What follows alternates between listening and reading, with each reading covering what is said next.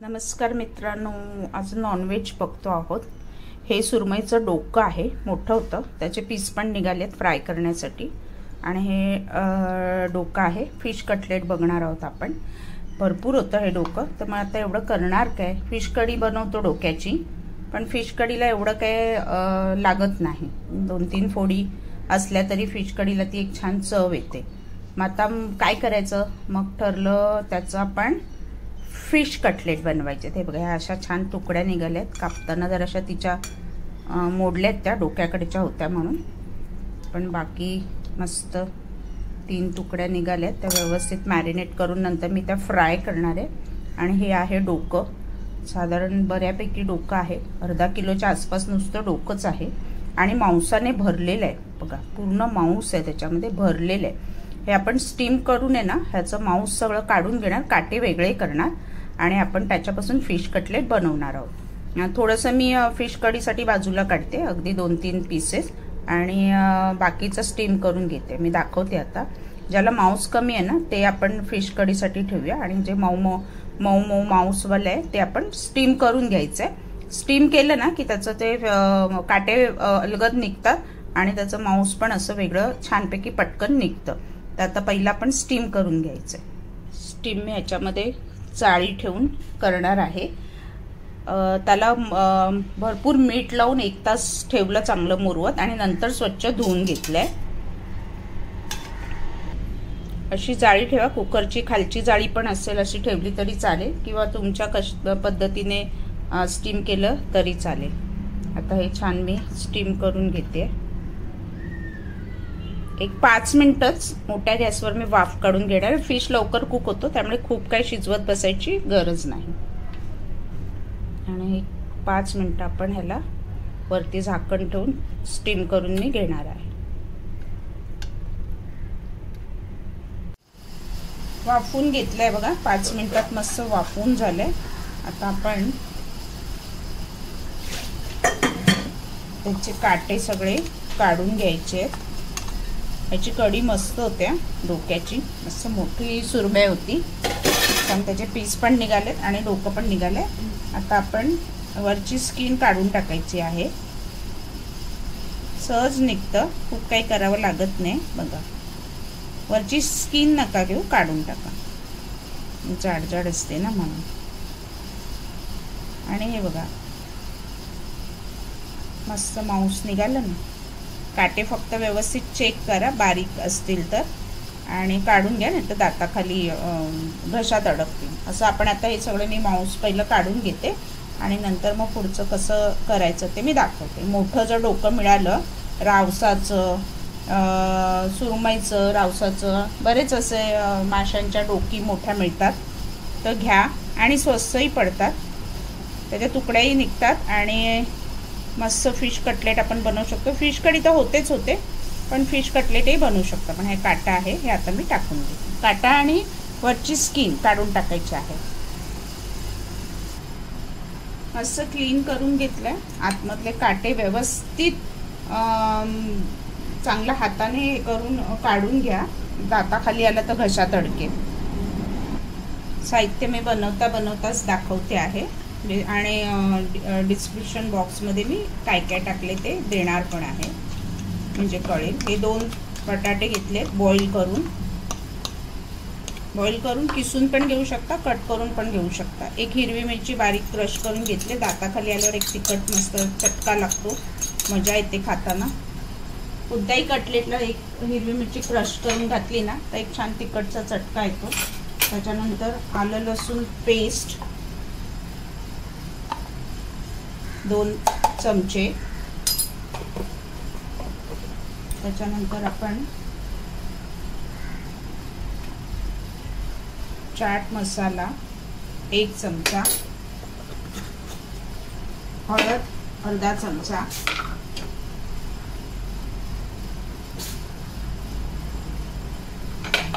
नंतर फिश मसाला मार्केटमध्ये मिळतो, नसेल तर साधी मिरची पावडर, धना पावडर, जिरा पावडर घातलं तरी चालेल। हा दिव्याच फिश मसाला आहे, घरगुती। तो तिखट कसं हवं त्याप्रमाणे मी साधारण 1.5 चमचा घेते आहे।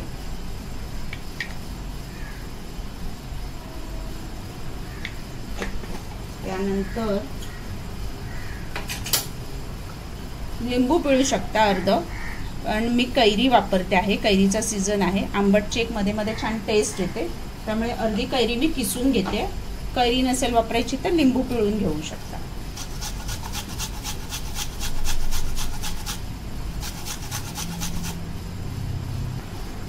कैरी अर्धी किसून घेतली आहे.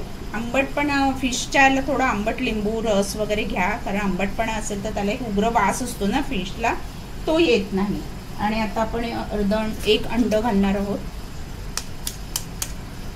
छान ते एकजीव होण्यासाठी बॅटर, आणि क्रिस्पी होतात कटलेट मस्त. मीठ घालायचं आहे चवीनुसार, मिठाचा अंदाज घेऊन घाला किती पाहिजे तसं.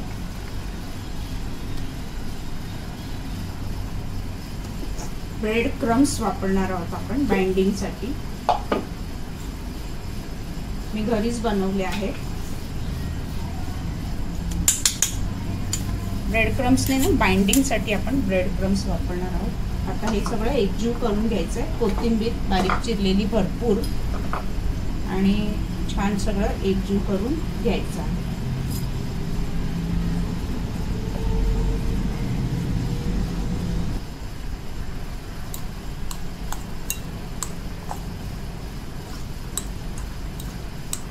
बाइंडिंग जर होत नसेल, पातळ वाटलं तर अजून ब्रेड क्रम्स ॲड करा, म्हणजे ते छान असं बाइंड होईल. आता हे हाताने छान मी त्याला एकजीव करून घेते. आपला कांदा राहिला आहे घालायचा, बरं झालं कापून ठेवलाय. सगळ्यात महत्त्वाचा कांदा राहिला, साधारण 2 मोठे कांदे. कांदा अंदाजाने घ्या, दाताखाली आल्यावर छान लागतो, आवडेल तसा. आता आपण सगळं हे एकजीव करून घेऊया. नॉनव्हेजला कांद्याशिवाय चवच नाही, कांदा पाहिजेच. एक 10 मिनिटं आपण झाकून ठेवूया. मस्त सगळं एक मिक्स केलंय मिश्रण, आणि 10 मिनिटानंतर आपण घेणार आहोत कटलेट बनवायला. रंग पण छान आलाय बघा.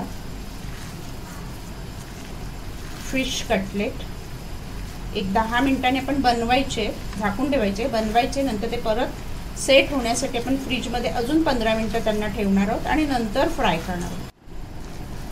बनवल्यानंतर तुम्हाला जो आकार हवा तो द्यायचा, आणि त्याच्यानंतर 15 ते 20 मिनिटं फ्रीजमध्ये सेट व्हायला द्यायचं, म्हणजे फ्राय होताना ते कुस्करत नाही आणि छान क्रिस्पी फ्राय होतं. आता हे 10 मिनिटं मी झाकून ठेवते, आणि त्याच्यानंतर मी त्याचे कटलेट्स बनवायला घेणार आहे.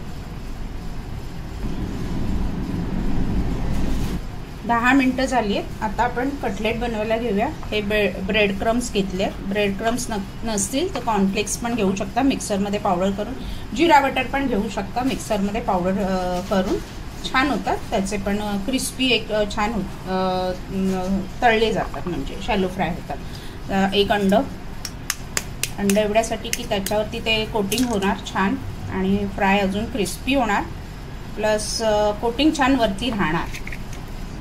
ह्याच्यामध्ये थोडंसं चिमूटभर मीठ घालायचं आहे अंड्यामध्ये, अगदी चिमूटभर, जास्त नाही.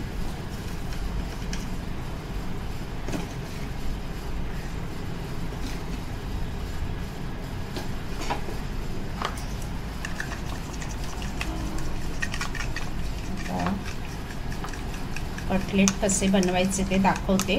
आता हे कटलेट आहेत ना, असे बनवून फ्रीझरमध्ये ठेवू शकता तुम्ही, पॅक डब्यामध्ये किंवा प्लॅस्टिकच्या सील पॅक ह्याच्यामध्ये बॅगमध्ये. महिनाभर राहतात. आणि आयत्या वेळी 15 ते 20 मिनिटं आधी बाहेर काढायचे, आणि मग नंतर फ्राय करायचे. डीप फ्राय पण करू शकता, करून ठेवू शकता तुम्ही फ्रीझरमध्ये. झाले. आता आपण करायला घेऊया. थोडा हाताला ऑइल लावून घेऊया. ऑइल थोडंसं हाताला लावून घ्यायचं आहे, आणि पहिलं आपण हे घेऊया. त्याचा किती साईज हवी त्याप्रमाणे घ्या आणि त्याला तुम्हाला जो हवा तो आकार देऊ शकता तुम्ही. मी नॉर्मल गोलच आकार ठेवते.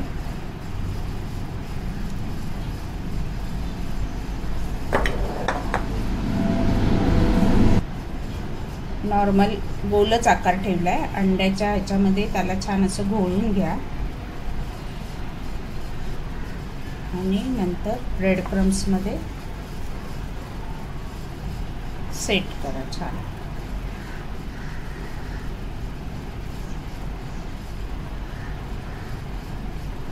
ब्रेड क्रम्स मध्ये टाकल्यावर पण तुम्ही त्याला छान असा आकार देऊ शकता. हे बघा, असे आपण सगळे बनवून घेऊया. सोपं आहे.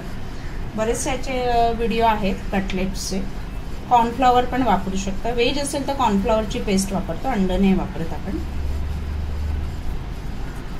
एक अजून दाखवते आणि बाकीचे करून घेते. नंतर मग मी 15 मिनिटं फ्रीजमध्ये ठेवणार आहे आणि मग फ्राय करायला घेणार.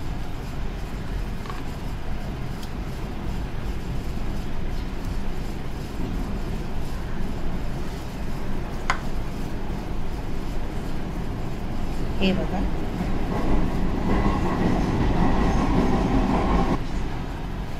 तयार आहे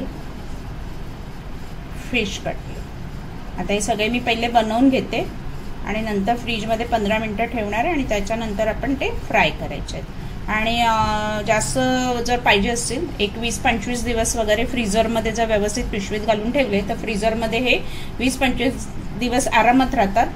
कटलेट पाव म्हणा राईस बरोबर मी नंतर आपण दाखवते. ह्याची छान छान एक वेगळं कसं कसं खाऊ शकतो ते. चटणी सॉस बरोबर खाऊ शकता. आता मी सगळे बनवून घेते. कटलेट्स आपले बनवून रेडी आहेत. बघा, मस्त साईज आकार आणि मस्त झाले. तुम्हाला हवा तसा आकार हवं तसं द्या. आता फ्रीजमध्ये 15 मिनिटं ठेवायचे. 15-20 मिनिटं ठेवा आणि नंतर आपण ते फ्राय करायचे. त्याच्या अगोदर मी फ्रीजरमध्ये कसे सेट करून ठेवायचे म्हणजे तुम्हाला 15 ते 20 दिवस आरामात ते खाता येतील ते दाखवते. एअरटाईट डबा घ्या आणि व्यवस्थित ते असे मोकळे मोकळे ठेव. फ्रीजरमध्ये कडक होणार छान, त्यामुळे तसं कुछ करणार नाही.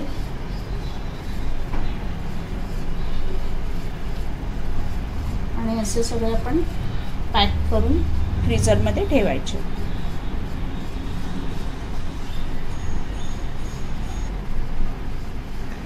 थोडे बाहेर ठेवलेत आत्ता दाखवण्यासाठी आणि हे आता मी फ्रीजरमध्ये ठेवून देणार आहे. जेव्हा पाहिजे तेव्हा 15 ते 20 मिनिटं अगोदर बाहेर काढून ठेवायचे. नॉर्मल थोडेसे टेम्परेचरला आले की मग फ्राय करायचे. आपले फिश कटलेट तयार आहेत. आता फ्रायची आपण 15 मिनिटांनी आपण फ्राय बघूया. फुली डीप फ्राय केला तर त्याची चव पण छान लागेल, पण शॅलो फ्राय ठीक आहे. आता तेल छान मीडियम टू हाय गॅस थोडंसं फास्ट ठेवलं आणि तेल छान तापलं की ते फ्राय करायचं.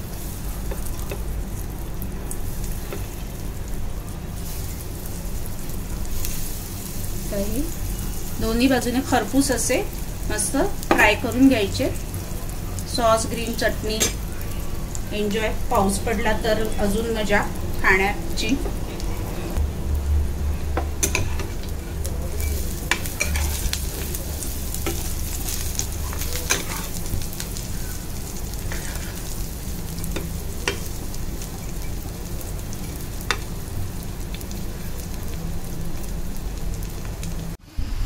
फिश कटलेट दोन्ही बाजूनी क्रिस्पी बघा असे फ्राय करून घेतलेत. थोडा पॅन वाकडा का केलाय तर पहिले फ्राय केलेले असे वर ठेवले ना की ऑइल त्याच्यातलं छान असं गाळून निघतं. म्हणून आता हे पावामध्ये कसे आपण स्टफ करायचे ते दाखवते, म्हणजे पावात घालून कसे खायचे ते. आणि हे जरा क्रिस्पी थोडे झाले की पलटी करायचे. दोन्ही बाजूला असे लालसर होईपर्यंत तळून घ्यायचे. शॅलो फ्राय करायचे. तुम्ही तळून पण डीप फ्राय करून घेऊ शकता. तर आता आपण पावामध्ये कसे घालायचे ते बघूया. पाव असे टोस्टरमध्ये गरम करून घेते. थोडंसं अमूल बटर हवं तर वरनं लावा टेस्टसाठी. ग्रीन चटणी, पुदिना, कोथिंबीर, हिरवी मिरची, लिंबू, थोडीशी लसूण ती लावून घ्यायची पावाला मस्त। चटणी एवढ्यासाठी तिखट कमी जास्त हवं असेल तर चटणी थ्रू आपण ॲडजस्ट करू शकतो। चिरलेला कांदा दाताखाली आल्यावर मस्त लागतो, मस्त दाताखाली आल्यानंतर आता ह्याच्यामध्ये आपलं गरम गरम कटलेट, मुलांना सॉस आवडत असेल तर सॉस घ्या। आपला फिश कटलेट पाव रेडी आहे गरम गरम।